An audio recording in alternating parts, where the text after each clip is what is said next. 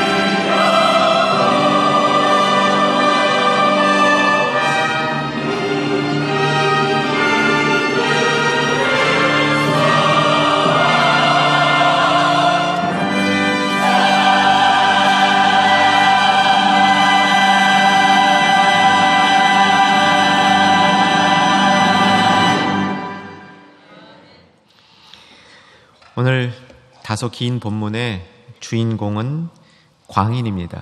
미친 사람입니다. 본문 3절서부터 보면 이 미친 사람의 속성이 잘 기록되어 있습니다.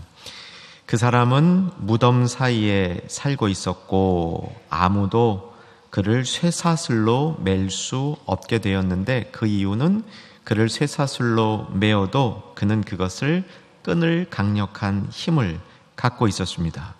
5절에 보면 밤낮 무덤 사이에서나 산에서 소리를 질렀고 돌로 자기의 몸을 해치는 자해 행위를 하고 있었습니다.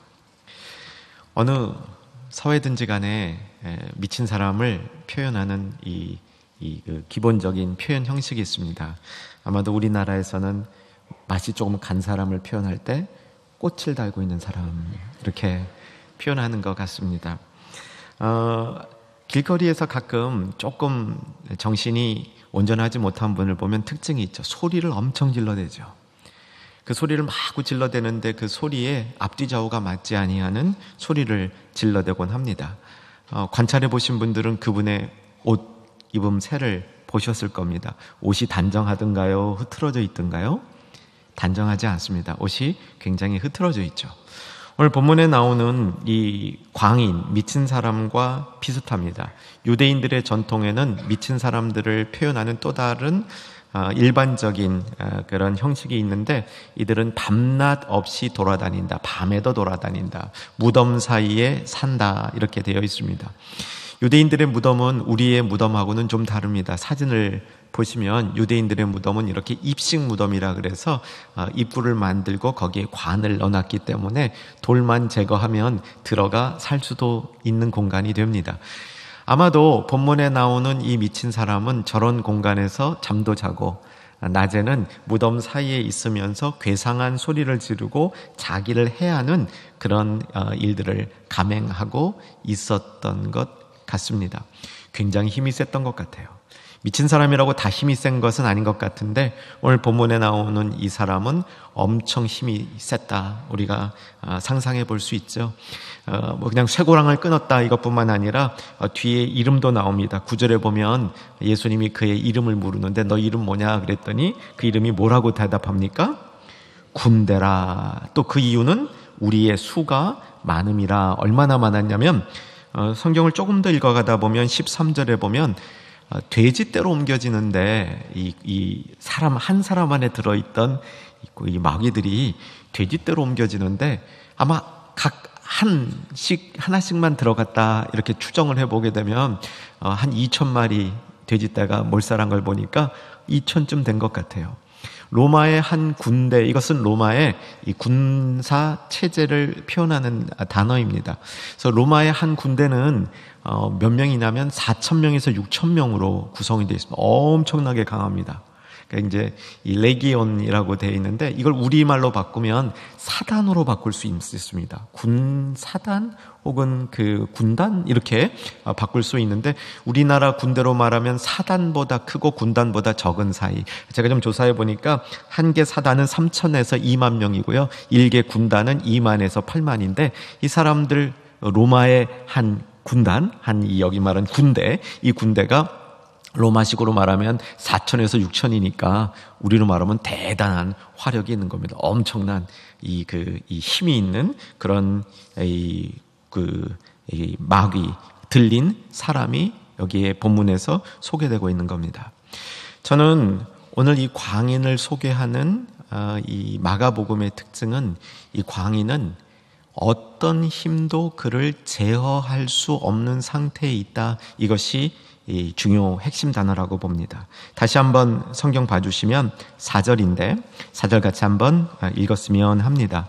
본문 4절 말씀 같이 읽습니다. 이는 여러 번 고랑과 쇠사슬에 매였어도 쇠사슬을 끊고 고랑을 깨뜨렸음이러라. 그리하여 아무도 그를 제어할 힘이 없는지라. 성경에 보면 제어할 힘이 없다라는 이 본문과 똑같은 단어를 사용하고 있는 자리가 의외로 야고보서에 나오는데, 우리의 혀를 제어할 수 없는 상황을 설명할 때 쓰이고 있습니다. 그리로 한번 가봤으면 좋겠습니다. 이렇게 본문을 끼워두시고 신약성경 374쪽 야고보서 3장으로 이동합니다. 3장 7절과 8절 같이 한번 보기 원합니다. 우리의 혀를 제어할 수 없는 것이 마치 군대 막이 들린 사람을 제어할 수 없는 것과 같다는 그런 입장이지요. 7절과 8절, 제가 7절 읽겠습니다.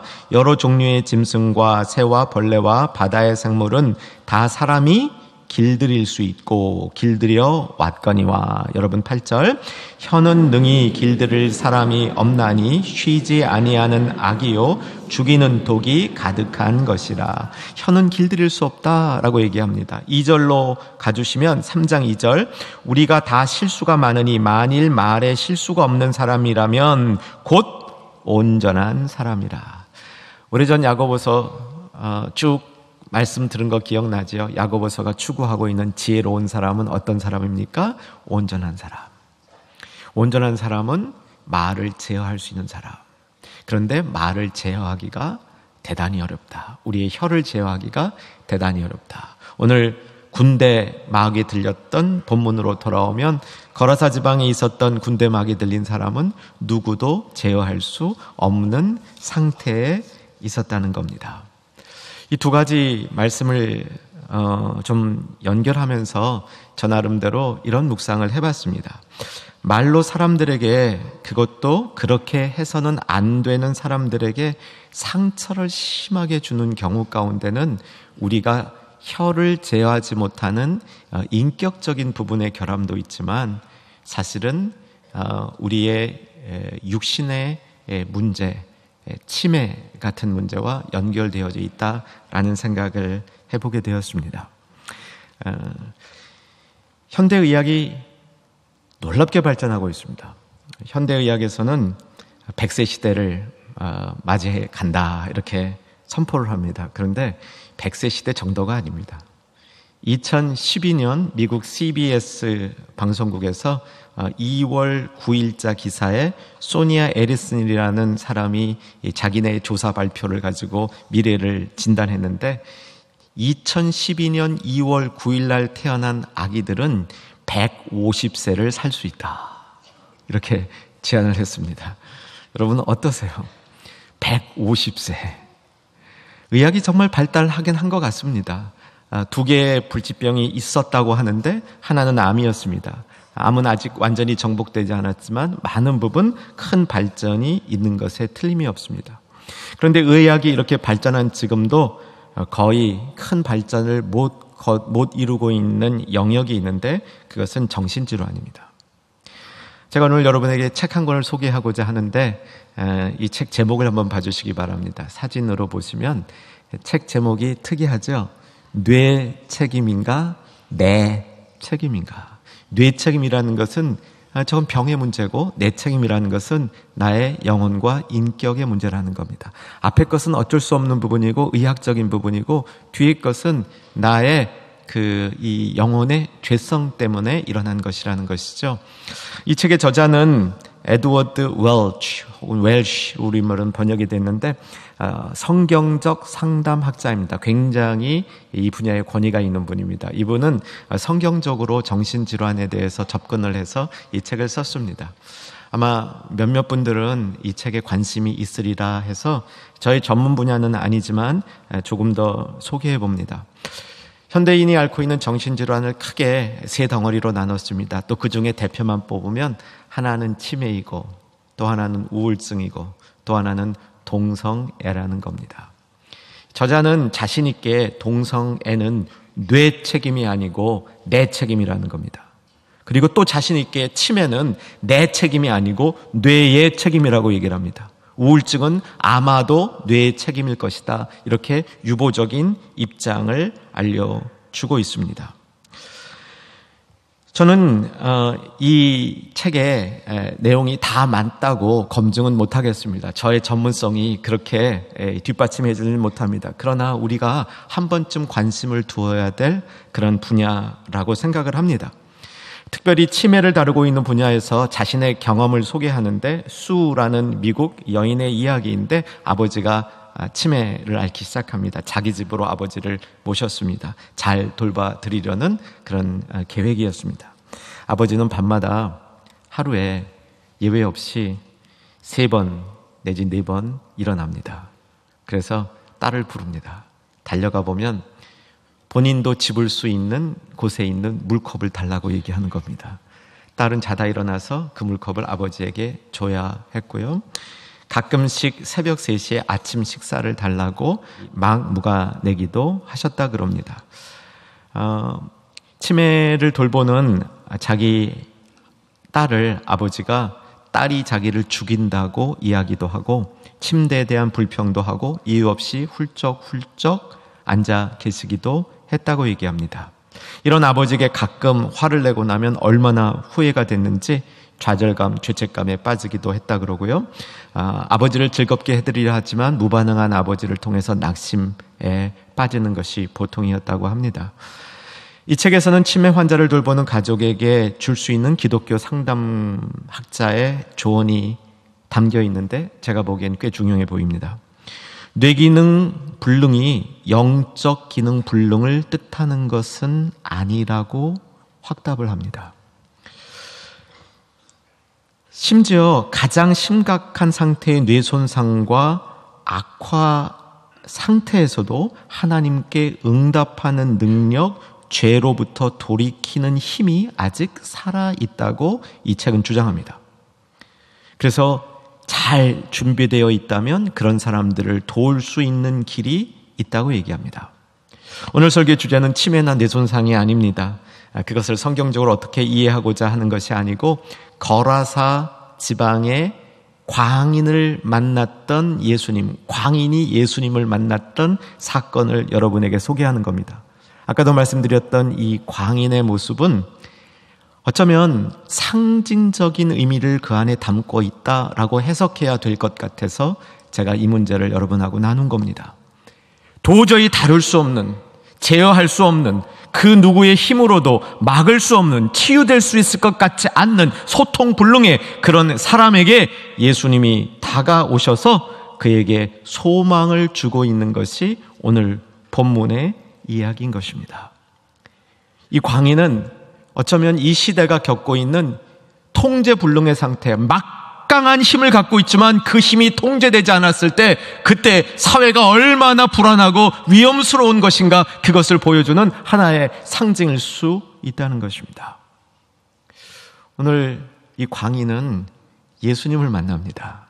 예수님이 거라사 지방으로 이동하고 있습니다. 오늘 5장 1절로 돌아와 주십시오. 5장 1절을 보시면, 예수께서 바다 건너편 거라사인의 지방에 이르러 배에서 내리니까 귀신 들린 사람이 무덤 사이에서 예수님께 나왔다, 이렇게 돼 있고요. 6절을 다시 한번 보시면, 그가 멀리서 예수를 보고 달려와서 절하며 큰 소리로 부르짖어 예수님을 맞이하는 장면을 보여주는 겁니다.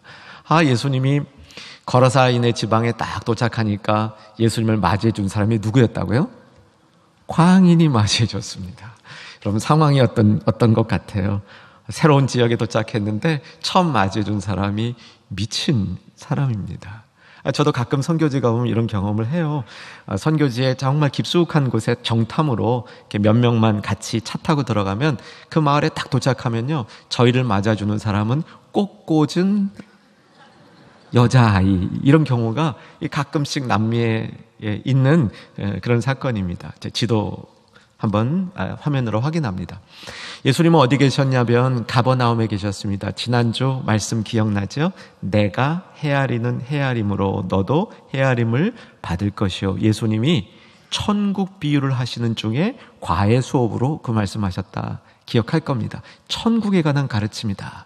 기억하시고 계셔야 됩니다. 그 가르침을 주셨던 장소는 가버나움이라는 곳이고요. 예수님이 주로 거주하던 장소였습니다. 거기서 배를 타고 걸어사로 이동하는 겁니다. 대충 지도상이 이렇게 됩니다. 갈릴리 바다는 고구마처럼 생겼다 그러다고요. 손바닥이다, 이렇게 보셔도 됩니다. 이렇게 이동하는 중에 해가 저물어서 배를 탔는데 그 배가 풍랑을 만나죠. 바로 전에 있었습니다. 풍랑을 뚫고 거라사 지방에 도착했는데 예수님을 맞이하러 나온 사람이 누구였다고요? 광인이었습니다. 저는 이 대목을 선수는 선수를 알아본다, 이렇게 표현합니다. 왜냐하면 광인 속에 있는 이 영들이 성령으로 가득하신 예수님을 알아본 거예요. 그리고 그 예수님 앞에 그냥 그 좌석처럼 끌려서 예수님 앞에 나가는 겁니다. 이 사건은, 비슷한 사건이 이미 마가복음 1장에 있었습니다. 예수님이 첫 사역을 회당에서 했을 때 그 회당에 귀신 들린 자가 예수님을 알아보고 하나님의 거룩하신 자여 막 고백도 하면서 이런 비슷한 사건이 있었습니다. 이 두 번째 사건이라고 볼 수 있지요. 이 광인한테 예수님이 나오라 그랬습니다. 광인 속에 있는 그 군대 마귀, 너희들 나와라 그랬습니다. 그랬더니 군대 마귀가 한 얘기가 본문에 기록이 됩니다. 10절을 보시면 우리를 이 지방에서 쫓아내지 말아달라고 얘기합니다. 그리고 그러면 스스로 어떻게 하겠냐라는 질문에 대해서 돼지떼로 들어가겠다라고 얘기합니다. 돼지떼가 옆에 약 한 2,000마리가 있었다. 13절에 보면 그렇게 되어 있고요. 예수님이 허락한지라 그리로 들어가서 그 돼지떼 한 2,000마리가 그냥 빌타길로 달려가지고 이 갈릴리 바닷속으로 들어가서 전 돼지 전원이 몰살되는 사건이 일어난 겁니다. 저는 사실 이 장면의 사건을 하나하나 다 정확히 주의하지 못할 것 같습니다. 어려운 부분이 참 많아요. 왜 돼지떼로 들어가라고 했을까? 생각해보면 돼지가 더러우니까 더러운 귀신들이 그리로 들어가리로 했다. 이렇게 이해하면 대충은 되고요. 왜 이 돼지떼들을 몰살시켜서 바다로 끌고 들어와서 몰살시켰을까? 아마도 유대인들의 생각에 바다는 더러운 영이 사는 곳이다, 이런 그 이해가 있어요. 그래서 그런 의미를 포함하고 있는 것은 아닐까라고 추측은 해볼 수 있습니다.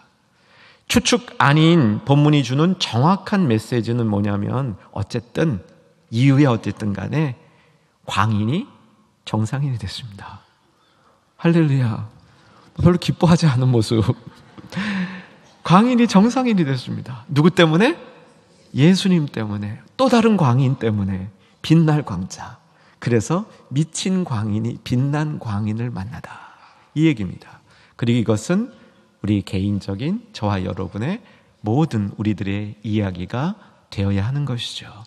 우리도 예수를 모르는 시절에는 통제할 수 없었던, 마치 영적으로 깜깜한 상태에 있었던, 영적으로 소통 안 돼 있는 상태에 있었던 우리가 예수님의 그 빛을 받고 예수님 앞에 나올 수 있는 축복을 받은 것이기 때문이죠.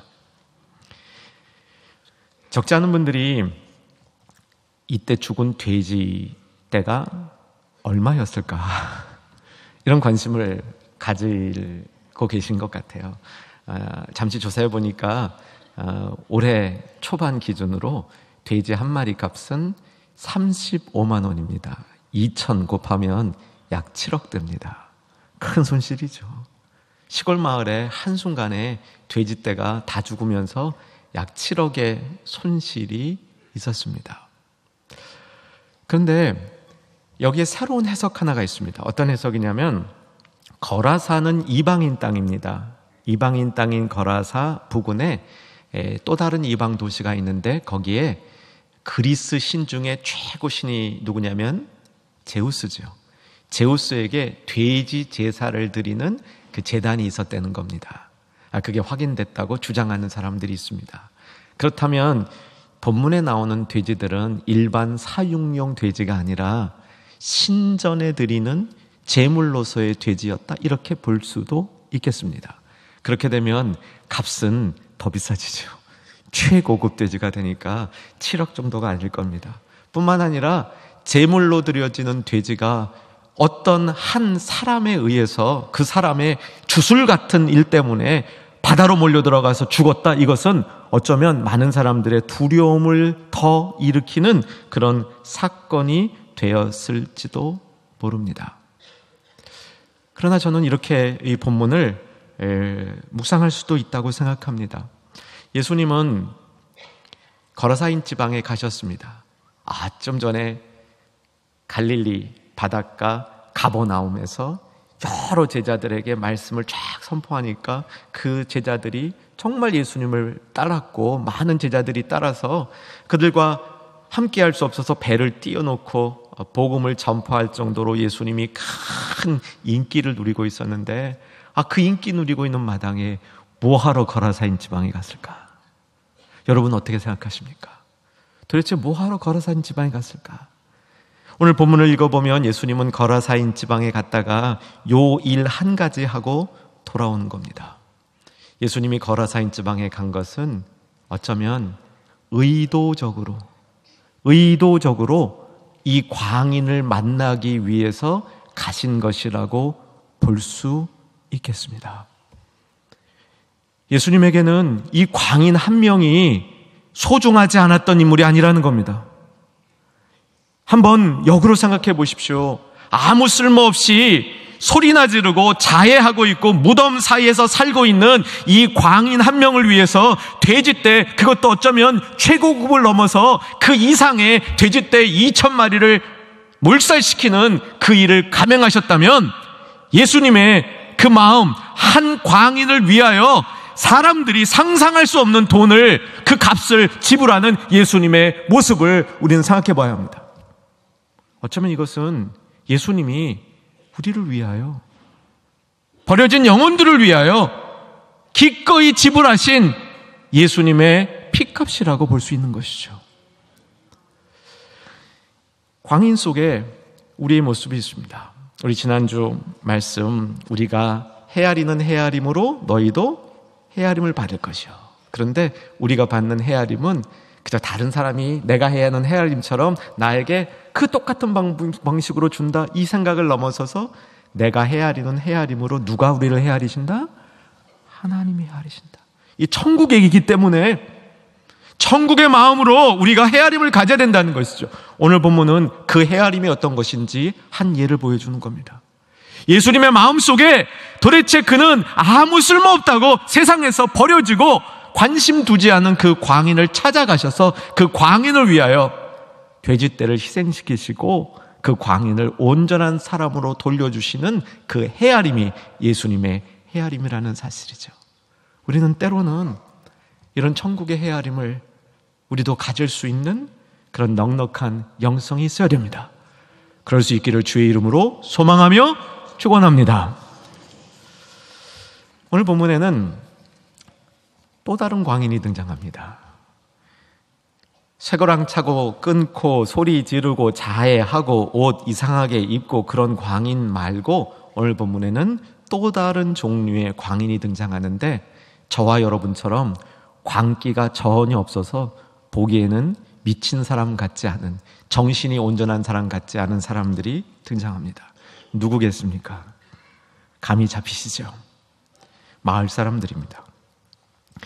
돼지가 몰살했습니다. 14절을 봐주시고요. 오늘 본문으로 오셔서 14절을 봐주시고, 치던 자들이 도망하여 읍내와 여러 마을에 말하니 사람들이 어떻게 되었는지를 보러 와서 예수께 이르되 그 귀신 들렸던 자, 곧 군대 귀신 집혔던 자가 옷을 입고 정신이 온전하여 앉은 것을 보고 뭐하더라? 두려워하더라. 16절 같이 한번 읽겠습니다. 이에 귀신 들렸던 자가 당한 것과 돼지의 일을 본 자들이 그들에게 알림해 계속 그들이 예수께 그 지방에서 떠나기를 간구하더라. 여러분, 영적으로 보면 이 사람들의 영혼은 광인이죠. 지각이 없는 겁니다. 영적인 일을 이해하고 받아들일 수 없는 상태에 이 사람들이 있었습니다. 물론 이 사람들 마음은 불편했습니다. 우선 놀랬죠. 아니, 우리가 어쩔 수 없었던 저 정신 나간 자가 저 배 타고 온 저 젊은 이 선지자라는 사람 만나고 나니까 말짱해졌습니다. 도대체 이 사람이 누구야? 라고 정말 정신이 나갈 정도로 두려울 수 있습니다. 게다가 돼지떼가, 만약 그것도 신전에 드리는 돼지떼가 죽었다면 이들은 정말 놀랄 수밖에 없었겠죠. 그런데 이들의 반응을 보면 예수님을 거부하고 있는 반응입니다. 저는 이렇게 믿습니다. 하나님이 역사하실 때 신적인 능력이 드러날 때 보통의 인간들은 두렵습니다. 두렵지 않다는 것이 아닙니다. 두려움이 잘못이라고 얘기하지 않습니다. 그런데 신적인 두려움, 하나님이 나타나는 역사하는 두려움은 우리로 하여금 그 두려움이 있는 곳으로 이끌어줍니다. 세상의 두려움과 다른 거죠. 세상에서는 두려움이 있는 곳으로부터 멀어지고 싶습니다. 그런데 하나님이 두려워하게 되는 그 두려움은 하나님으로 가까이 나아가게 만드는 두려움이라는 것이죠. 사랑하는 여러분, 오늘도 우리의 영성을 점검해 보길 원합니다. 주님께 가까이 가고 있습니까? 나는 지난 한 주간의 삶을 통해서, 최근의 삶을 통해서 주님과 가까워지고 있습니까? 오늘 예배드리러 올 때 주님과 가까워지기를 바라는 마음으로 오셨습니까? 주님과 가까워지는 것은 하나님이 두렵기 때문입니다. 하나님이 두려움에도 불구하고 우리는 하나님과 가까워지고 싶은 마음이 생기는 거죠. 그런 두려움이 온 교우님들에게 있기를 주의 이름으로 축원합니다. 그런데 여기 있는 이 마을 사람들은 다른 두려움을 가졌습니다. 이 두려움은 불편한 겁니다. 나의 붙들고 있는 삶이 깨지고 균형이 흐트러지는 것에 대한 불편함을 느끼는 거예요. 그래서 예수님 보러 떠나달라고 이야기합니다. 사도행전 저 뒷부분에 가면 벨릭스라는 총독이 나옵니다. 누구냐면 바울이 한 2년 동안 감금이 되어 있습니다. 왜 감금이 됐냐면 황제 만나 로마 황제에게 상소를 하다 보니까 감금이 되어 있었습니다. 이때 벨릭스라는 총독이 참 특이한 사람이에요. 특이한 게 아니라 우리에겐 아주 친근한 사람입니다. 우리랑 아주 비슷한 데가 많은 사람이에요. 갇혀있는 바울에게 찾아옵니다. 관심이 있었다는 거죠. 바울이 특별한 영성이 있으니까 관심이 있었어요. 그래서 얘기도 듣습니다. 그러면서 또 한편으로 어떤지 알아요? 돈도 바래요. 돈도 바래. 뒷돈 찔러주면 너 어떻게 내가 해결해 줄게. 참 바울이 무슨 돈이 있다고. 보니까 돈이 있어 보였어요. 여러분 그 이유를 아세요? 예루살렘에 올라갈 때 헌금 많이 가지고 갔어요. 근데 이거를 헌금인 줄도 모르고 자기 돈이 있는 줄 알고, 이 사람들이 많이 따라다니니까 영적 권위가 있어서 따라다니는 건데, 이 돈을 많이 주니까 사람이 따라다닌다, 이렇게 이제 자기식으로 생각한 거예요. 이 특별한 인물입니다. 이제 바울이 그에게 복음을 가르쳐요. 의와 절제와 장차 오는 심판을 가르쳤더니 이 사람이 뭐라 그러는지 아세요? 성경 보고 확인합니다. 자막 보겠습니다. 사도행전 24장 25절 같이 읽습니다. 바울이 의와 절제와 장차 오는 심판을 강론하니 벨릭스가 두려워하여 대답하되 지금은 가라, 내가 틈이 있으면 너를 부르리라 하고. 옛 번역은요 지금 대신 시방 그랬어요. 시방은 가라 이렇게 됐어요. 자, 이게 두려움 때문에 하나님의 신적인 도전, 신적인 역사를 멀리하는 겁니다. 사랑하는 여러분, 진심으로 축복합니다. 저와 여러분의 삶에 이런 일 없기를 주의 이름으로 축원합니다. 주님이 다가오실 때 두렵습니다. 여러분 베드로 기억나죠? 게네사렛 바닷가에서 그때 그거예요. 밤새 고기 잡다가 돌아와서 이제 그물 다시 이렇게 정돈하고 있는데 예수님이 설교하시는 거예요. 그 설교 이렇게 듣다 보니까 한편으로는 자기 그물 씻는데 예수님 설교를 한편으로 듣다 보니까 그물 씻는 것보다 예수님 설교에 자꾸 마음이 가는 거예요. 이거 성경에 없어요. 제 해석입니다. 귀가 자꾸 저쪽으로 가는 거예요. 그런데 예수님이 딱 그 설교를 마치시고 베드로에게 명하는 거예요. 깊은 곳에 가서 그물을 다시 던져라. 이 베드로의 귀가 이렇게 향하고 있었으니까 그때 나오는 거예요. 주의 말씀 의지하여 그물을 던지리이다. 던졌어요. 고기 엄청 잡혔습니다. 베드로의 상식으로는 그때 고기 잡을 수 있는 상식이 그때가 아니었거든요. 엄청 잡았어요. 이때 베드로가 두려웠어요. 그러면서 예수님에게 말하잖아요. 주님, 나를 떠나소서, 내가 죄인이로소이다. 여러분, 이건요 떠나겠다는 얘기가 아니에요. 예수님, 정말 내가 형편없습니다. 근데 나 좀 어떻게 해주세요, 이 얘기죠. 그때 예수님이 놀라운 말씀을 하시죠. 이제 이후로는 사람 낚는 어부가 되리라. 사람 낚는 어부가 되리라. 이렇게 예수님이 말씀해 주시면서 베드로를 받아주는 거예요. 여러분, 주님이 다가오시면 두렵습니다. 주님이 다가오신다 어떻게 안 두려워요? 두렵습니다. 그런데 그 두려움은 우리로 하여금 자석처럼 주님 앞에 붙도록, 주님 앞에 나아가도록, 가까이 가도록 붙들어주는 그 힘이 그 안에 있는 겁니다. 여기에 있는 이 아무런 문제가 없어 보이는, 멀쩡해 보이는 이 마을에 있는 정말 영적으로 어두운 이 광인들은, 미친 광인들은 예수님의 도전을 받을 수가 없었던 거죠. 그래서 떠나라는 겁니다. 예수님이요, 이거 우리말 좋은 말은 아닌데 제 한국말에 좀 한계가 있어가지고, 예수님은 아싸하신 분이에요. 떠나라니까 딱 떠나. 그냥 뭐 떠나라니까 뭐 잠깐만 내가 뭐 이틀만 더 전도하고 안 그러신 것 같아. 떠나. 오케이, 떠나. 그리고 딱 떠나신 거예요. 18절에 보면 예수님께서 배에 오르시니 제일 안타까웠던 사람은 귀신 들렸던 사람이죠. 함께 있기를, 함께 가기를 간구했는데 예수님이 허락하지 않습니다. 너는 이 자리에 남아서 너의 그 가족들 그리고 이 주변 동네 사람들을 전도해라. 그랬더니 그가 전도합니다. 꼭 그 수가성 여인 같지 않아요? 여러분, 수가성 여인하고 이 거라사 지방의 군대막에 들렸던 사람하고 일치되는 부분이 있어요. 예수님이 수가성 여인도 그냥 의도적으로 그 자리 찾아간 거고, 거라사도 직접 의도적으로 찾아가신 거고, 그 사람 딱 하나 만나고 떠나는 거예요. 근데 그 사람이 마을 주변 전도 다 하는 겁니다. 여러분, 이렇게 된 사람을 뭐라 그래요? 미칠 광인에서 빛날 광인이 된 사람입니다. 축복합니다. 그런 사람 되기를 주 이름으로 축원합니다. 예수님의 광채가, 예수님 안에 있는 빛이 어둠을 몰아내고 그 광채가 우리의 영혼을 감쌀 때 미쳤던 광인이 복음을 전하는 빛나는 사람으로 변하는 겁니다. 자, 오늘 말씀 마지막 부분을 봅니다. 자, 20절 끝부분에 보면 모든 사람이 어떻게 했다? 놀랍게 여기더라. 놀랐다는 거예요. 놀랐다. 이건요, 열린 끝맺음입니다. 열린 끝맺음. 여러분, 열린 끝맺음의 대표적인 것은 요나서죠. 요나서 끝부분에 보면 요나에게 니느웨 성의 앞뒤를 구별 못하는 12만 명과 가축이 있는데, 이 사람을 내가 그냥 두는 게 좋으냐, 멸망시키는 게 좋으냐, 그냥 네가 판단하라. 그러면 끝내버려요. 판단 안 하셔요. 열린 끝맺음입니다. 자, 여러분 볼 때 어때요? 이 놀란 사람들이 예수 믿었겠습니까? 안 믿었겠습니까? 예, 갈릴 거예요. 어떤 사람은 믿었다, 어떤 사람은 안 믿었다 그래요.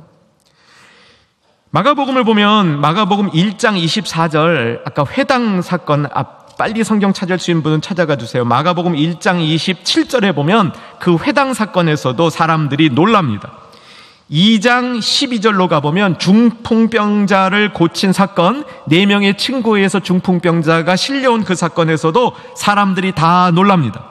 여러분, 이 사람들이 예수를 믿었는지 안 믿었는지는 우리가 정확히 규명할 수 없습니다. 그런데 가능성은 예수를 믿었을 가능성이 더 많아 보입니다. 마가복음의 흐름상은. 이제 말씀을 정돈합니다. 말씀을 듣고 놀라지만 마시기 바랍니다. 말씀을 듣고 그 말씀에 그저 그 순간 좋아하다가 끝나지 마시기 바랍니다. 여러분, 그 놀라고 내 마음에 도전이 있는 걸 가지고 정말 그리스도 앞에 나가는 이 광인과 같은, 수가성 여인과 같은 그런 성도가 돼야 됩니다. 오늘도 말씀은 씨가 되어서 계속 성도들 앞에 뿌려집니다. 이 뿌려진 씨가 내 안에서 받아들여지고 열매 맺고 그 안에서 성장할 수 있는 그런 성도가 돼야 되죠. 놀라기만 하는 성도 우리 주변에 있지 않기를 소망합니다. 기도하겠습니다.